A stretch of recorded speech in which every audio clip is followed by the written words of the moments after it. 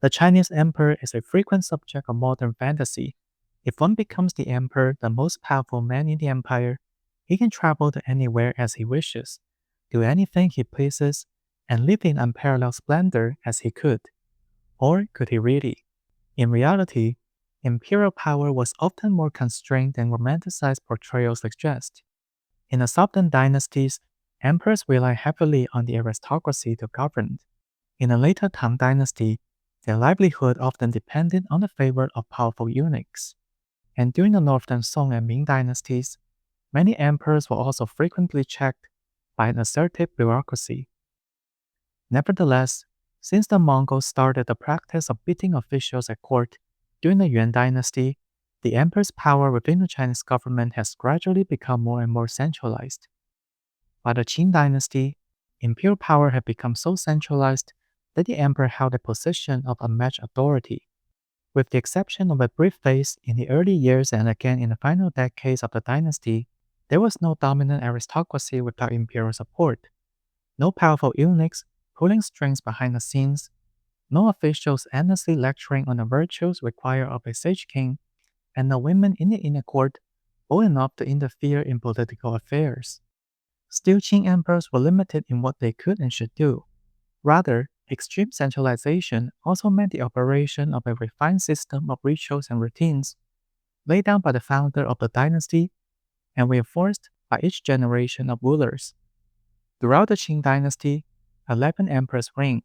For various reasons, some suggesting the pressures of ruling China as non-Han Chinese outsiders, none of the first 10 emperors allowed themselves idleness in state affairs. Each worked diligently to embody both the Confucian virtues expected of a Chinese sovereign and the martial ethos central to Manchu identity. Their lives had been strictly designed and structured, in which every hour carried prescribed duties and symbolic meanings. From dawn to dusk, they were directed in how to act and present themselves. Before servants, imperial consorts, Manchu aristocrats, and Manchu and Han Chinese officials alike, and they upheld this regimen every day until the end of their reign. A Qing emperor's day began in the early hours, often around 4 or 5 in the morning. The first order of duty would be rigorous self-cultivation. Before opening a boat, they would practice archery and swordplay, a reminder of the Manchu identity as conquerors from the saddle. Then came language study, Manchu, Mongolian, and literary Chinese, followed by reading and reflection. Beginning with the Kangxi Emperor, a system of daily lectures, richang, and classics colloquium, Jingyan, was instituted. Each day, designated lectures, most of them Han Chinese Jinsi degree holders who have held appointments in the Hanning Academy, would take turns delivering readings and interpretations of the Confucian classics and dynastic histories. These sessions persisted without interruption, regardless of how busy the court became. The content of the emperor's readings focused primarily on the reputable records and imperial precepts of previous Qing rulers. While the former is a chronological record of the emperor's daily life and his reign, the latter are teachings written by previous emperors for the younger generations of the imperial clan. Studying these works was seen as a way to learn from the political wisdom of ancestors and to emulate their governance. The Qianlong emperor once noted, "I respectfully read one volume of the veritable record each day in a continuous cycle, never forgetting the heroic deeds of our founding ancestors." Qing emperors believed their fathers had established a dynasty through divine favor of heaven and military might of the Eight Banners Army. By faithfully adhering to ancestral principles, they would continue to enjoy the mandate of heaven. Therefore, daily study of those two written traditions became an obligation for all Qing emperors, an essential ritual throughout the dynasty's nearly 300-year reign. In addition to mastering those subjects deep in ritual and symbolic meaning, emperors, especially Kangxi and Qianlong in the 18th century, also developed a serious interest in Western science. Under the guidance of European Jesuit missionaries, the Kangxi Emperor acquired considerable knowledge in mathematics, astronomy, and medicine. Contrary to its portrayal in the 19th century as stagnant and anti-foreign, the Qing Empire in the 18th century was notably cosmopolitan. Throughout the reigns of the Kangxi and Qianlong emperors, Jesuit missionaries continued to act as personal painters, teachers of European languages and science, and advisors in the Imperial Astronomy Institute. Education for Qing emperors also began at an early age, with all imperial sons receiving a similar rigorous training. From the age of 6, they enter the upper study, a place in the Forbidden City where they follow a demanding curriculum under the instruction of tutors personally appointed by the emperor, typically esteemed Han Chinese Hanning academicians and grand secretaries renowned for their classical erudition. Their studies included the 4 books and 5 classics, the official histories of previous dynasties, poetry and prose composition, along with instruction in Manchu, Mongolian, and literary Chinese. Each of the 3 languages served a distinct political and cultural function. Manchu, on one hand, was essential as a marker of ethnic and dynastic identity. Mongolian, on the other, held importance due to the close historical and matrimonial ties between the Qing imperial house and the Mongol aristocracy, many of which, particularly from the core Qing clan, continued to provide empresses and imperial consorts throughout the dynasty. Meanwhile, literary Chinese functioned as the lingua franca of governance across the 18 Han Chinese provinces of China proper. Contrary to modern assumptions, literary Chinese was not the sole official language of the Qing state. Written Manchu held equal if not greater importance in imperial edicts and other internal documents within the imperial household. In the Forbidden City, the Summer Palace, and other imperial residences, more than 1,000 spaces were designated for the emperor and his sons to engage in their studies. While not every member of the imperial household demonstrated the same level of dedication, the prominence of the spaces, as well as the importance to foster a persona, reflected a fundamental principle of Qing emperorship, the centrality of learning to legitimate rule in China. After morning reading, the emperor would have his breakfast, which takes place between 7 and 9 a.m., and between 1 to 3 p.m., he would have his dinner. Additional snacks could be requested at any time throughout the day. There were 2 categories of meals: daily meals and formal banquets. Meals were managed by the imperial kitchen, and banquets were coordinated jointly by the Court of Imperial Entertainments, the Ministry of Rites, and individual tea and refreshment offices under the Imperial Household Department. Throughout the Qing, the imperial kitchen kept around 370 officials and cooks, while the tea and refreshment offices employ over 120, in addition to more than 150 eunuchs responsible for dining services. Menus were decided daily by senior officials of the Imperial Household Department and compiled monthly into official records. Detailed records, called Dang, documented the names and ingredients of all dishes prepared for the emperor. Each receipt had fixed ingredients and proportions, and were not to be altered without permission. Eunuchs would first set up the dining table at the designated location. Other eunuchs would quickly deliver the dishes and arrange them according to strict protocol. Before the emperor began eating, the attendant eunuchs would inspect each dish, checking by placing a small silver plaque inside the food to detect any color changes, as an early form of poison testing, and sample the foods themselves. Only after these steps were completed could the emperor begin his meal. Because of this elaborate ritual, the emperor's meals were often served cold, having left the kitchen long before they finally reached him. Given the large number of dishes served, eunuchs would also constantly rotate them. Even if the emperor liked a certain dish, the eunuchs would not let him overindulge, deliberately rotating the dishes to prevent anyone from discovering his preferences, thus minimizing the risk of poisoning their favorite food. One negative outcome of this necessary process, however, was that the emperor could barely eat anything fresh and warm. Typically, the emperor dined alone. Without permission, no one was allowed to eat with him. The empress dowager and imperial consorts dined separately in their respective chambers. Each day, a wide variety of dishes were prepared for the emperor, far more than he could possibly consume. Many were displayed for form's sake and later distributed as rewards to consorts, princes, princesses, and officials. To dine with the emperor, or even just to receive a dish he had eaten from, was considered a great honor. The cuisine of the Qing court was largely based on Manchu and Beijing food.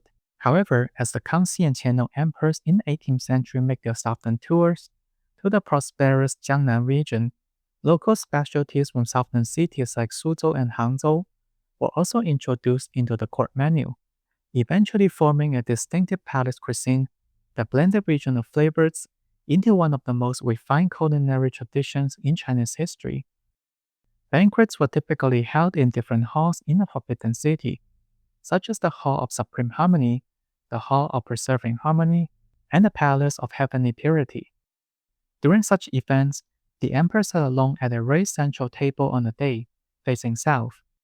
Tables for imperial princes, Manchu and Mongol aristocrats, and Han Chinese officials were arranged on the lower level in rows running east-west. The most intimate banquet of the year, the New Year's Eve family feast, was shared with the imperial consorts. But even in this celebratory family setting, the number of dishes served and the quality of utensils used was strictly graded according to the rank of the consorts, illustrating the deeply entrenched hierarchy in accord with imperial rituals and rules. Imperial grandeur, however, was sometimes also an illusion.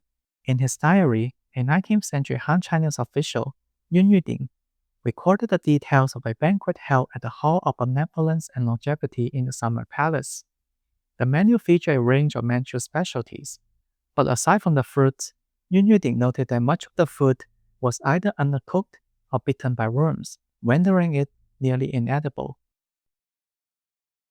From 9 to 11 in the morning, after breakfast, was the time when the emperor handled regular state affairs. Qing officials, however, had to wake up much earlier to prepare their meeting with the emperor. In the 19th century, they typically had to rise at 3 or 4 in the morning in order to make it to the palace on time. The main administrative places within the palace were the Qianqing Gate, the Qianqing Palace, and the Hall of Inner Cultivation. At these places, the emperor would reveal memorials and summon officials for audiences. The practice in which the emperor publicly handled state affairs in the official's presence was known as holding court at the gate. It was regarded as an important means of demonstrating diligence and consolidating imperial authority. In addition to holding court at the gate, summoning officials individually or in small numbers was another routine administrative duty for the emperor. When officials needed to report to the emperor or consult on policies face to face, they would submit name cards during the emperor's breakfast. Manchu aristocrats used the wrap-top cards, while regular officials, most of them Han Chinese, used the cream-top ones. These cards listed the official's name, place of origin, and background. Only when the emperor personally flipped a card to indicate approval could the official be granted an audience.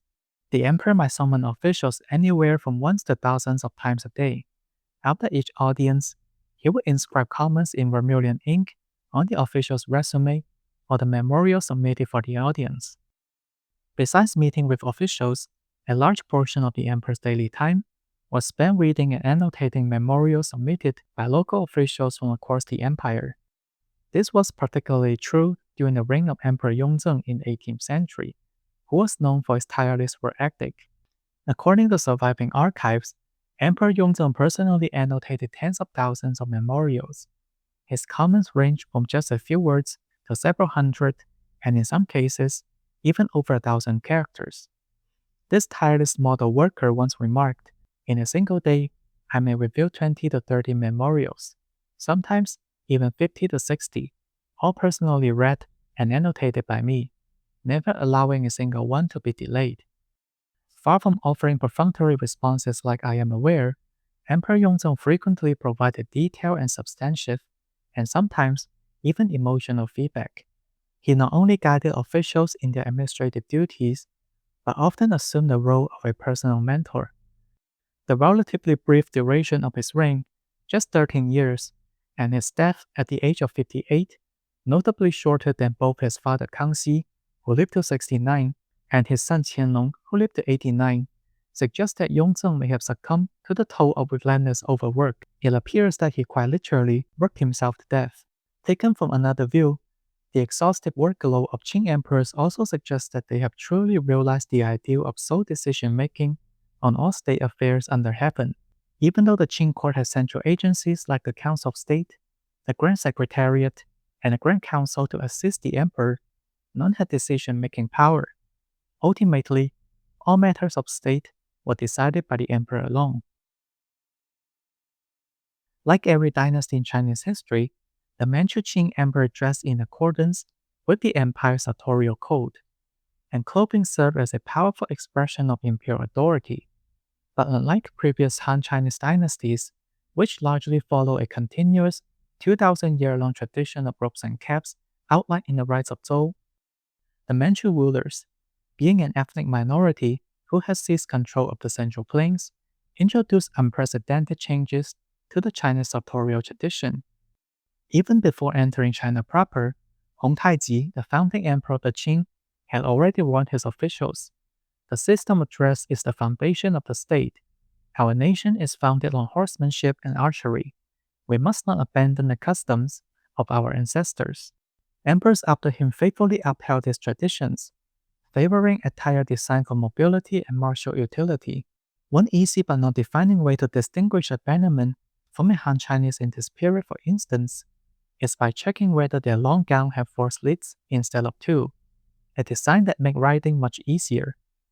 By the reign of Qianlong in the latter half of the 18th century, while preserving the core elements of Manchu-style clothing, new symbolic features were incorporated, such as cloud dragon motifs and the 12 symbols of sovereignty drawn from earlier Han Chinese imperial conventions, thereby completing a distinctive Qing court dress system that fused martial Manchu identity with established Chinese imperial tradition. In everyday life, the emperor typically wore regular attire, known as changfu, which was also worn during activities like holding court at the gate or attending classic colloquiums. Changfu included both long robes and jackets, with no strict rules on color or pattern, allowing the emperor to choose his own personal preferences. On festive occasions in the palace, such as the imperial birthday or New Year's Day, the emperor wore auspicious robes, jifu, and he wore court robes, caofu, when attending formal morning audiences. The yellow dragon robe, often associated with emperors and seen on imperial portraits, was not worn on all occasions, but only during festivals and major ceremonies. Among all types of imperial garment, these ceremonial robes had the highest level of formality, with strict rules on colors and patterns. For example, yellow robes were worn during enthronement and ancestral rites, blue for worshipping heaven, red for sun rituals, and moon white for moon rituals. The patterns and materials of the emperor's garments were designed by the Imperial Household Department and sent to the 3 weaving offices in the Jiangnan region, Nanjing, Suzhou, and Hangzhou for production, and were delivered to the palace annually according to fixed quota. Within the palace, there was also a dedicated wardrobe directorate and a clothing storehouse for the storage and management of imperial garments. In addition to clothing styles, coats and decorations made of fur were also a significant marker of status for members of the imperial household and Manchu aristocracy. Different kinds of fur have been imported from Northeast Asia and later from North America. The Qing ruling elite particularly favored furs imported from the New World. This maritime fur trade in the late 18th and 19th centuries took 2 routes. While British and American merchants sold their furs to Chinese home merchants at the southern city of Canton or Guangzhou, the Russians, hunting in Russian America, took the Northeast Asian route. During this extensive period, the men of the Qing Empire have drove North American sea otters to near extinction. After attending state affairs each day, the emperor typically took an afternoon rest from around 1 to 3 p.m., followed by dinner. In the evening, he might continue reviewing memorials or spend time reading, composing poetry or painting, usually in the company of imperial consorts. The early Qing emperors, Sunzi, Kangxi, Yongzheng, and Qianlong, were all highly cultivated. Sunzi was skilled in both calligraphy and painting. The famous upright and honest plaque in the Hall of Heavenly Purity, for instance, was inscribed by his own hand. The Kangxi emperor was also an avid calligrapher. Court painters had once created a scroll titled Kangxi Practicing Calligraphy, depicting his dedication to the art in his youth. And Kangxi's grandson, the Qianlong emperor, took his artistic and learning cultivation even further. His brushwork adorned countless corners of the palace, and over his 89-year life, Qianlong composed more than 43,000 poems, which were compiled into the Imperial Anthology of Compositions. Driven by imperial enthusiasm, the court also saw a flourishing of artistic collections and appreciation. Throughout the Qing dynasty, the imperial household amassed a staggering 700,000 artifacts, including calligraphy, paintings, bronze and jade artifacts, ceramics, and various crafts. Local officials, eager to gain favor, also seized the opportunity to present rare treasures from across the empire. It is also worth noting that 18th century Qing emperors had a particular fascination with Western objects, such as cuckoo clock. Yongzheng and Qianlong, the father and son, were known for their quote-unquote cosplays drawn by Jesuit missionaries. However, the prominence of these Western collections within the palace began to wane after the Qianlong reign, and by the 19th century, many have been relegated to obscurity, tucked away in corners and largely forgotten. By the second half of the 18th century, theatrical performances also became an entertainment favorite by Qing emperors and the Manchu aristocracy. Qianlong, in particular, was an avid enthusiast of opera. He would bring with him opera tropes on imperial tours and hunting expeditions. Unlike the Han Chinese literati in Beijing, who preferred Quanxi opera in the early 18th century, which was the epitome of literary refinement, the Qing court favored regional performances with livelier styles. Imperial patronage since the reign of Qianlong played a significant role in the development and expansion of Peking opera, which emerged and flourished during the 18th century. Qing emperors after Qianlong continued to favor this relatively new genre of theatrical performance. An emperor in the middle of the 19th century, Xianfeng, was even rumored to have a love affair with one young male actor. By the late 19th century, watching Peking opera would become a widespread form of entertainment and expression of elite taste among the upper echelons of society in the imperial capital. Other favorite pastimes of the emperor included playing the qin, or Chinese zither, the ultimate instrument of literary aesthetics, and others include gardening, playing cards or board games, and keeping pets. Cats still roam the Forbidden City to this day. They have also become a famous tourist attraction and have circulated widely on the Chinese internet. In spring, the emperor enjoyed composing poetry and floating wine cups along winding streams, a literary activity with a very long history. And in autumn and winter, there were traditional Manchu activities such as hunting and ice skiing games. After an evening snack, the emperor typically devoted the hours between 7 and 9 to Buddhist rituals and scripture reading. A small Buddhist altar was usually placed near the emperor's bedchamber for his nightly devotions. Every morning and evening, the emperor would offer incense at the altar, and on the first day of each lunar month, he would read Buddhist scriptures and burn incense before various statues. It is also worth noting that the Qing emperors were followers of Tibetan Buddhism. Many imperial gardens, such as the Summer Palace, feature extensive Lamaist architecture, and Tibetan lamas were regular participants in court rituals. But religious rites were also diverse. Within the palace grounds, there were not only Buddhist temples, but also Taoist halls and Manchu shamanic sites. Qing emperors were particularly devoted to ancestral and heavenly sacrifices, regularly conducting solemn ceremonies at the Temple of Heaven, the Imperial Ancestral Hall, and the Hall of Ancestral Worship. Following the evening religious observances, the emperor would bath and rest before retiring for the night, accompanied by the clear sound of the palace watch drum. According to imperial household rules, after the emperor's wedding at age 15, he and the newlywed empress will only spend 3 nights together in the bridal chamber of the Qinggong Eastern Wall Pavilion before returning to their separate residences. The Qing court's consort system was highly hierarchical, comprising of 8 official ranks: 1 empress, 1 imperial noble consort, 2 noble consorts, 4 consorts, 6 concubines, and an unlimited number of lower-ranking ladies, including noble ladies, attendants, and maids-in-waiting. Among Qing emperors, Kangxi had the most consorts. Guangxu, the second to last emperor, had the fewest, with only 1 empress and 2 consorts. The emperor resided in the hall of inner cultivation, while the empress, consorts, and ladies lived in the 6 eastern and western palace compounds. Lower-ranking women, such as attendants and maids in waiting, did not have their own quarters and lived dependently on higher-ranking consorts. The emperor also could not freely visit the chambers of his consorts. Instead, during dinner, he would select a companion for the night by flipping a small bamboo plaque called a green top tag, which bore the name of a specific consort. This tag indicated who was to be summoned for the night.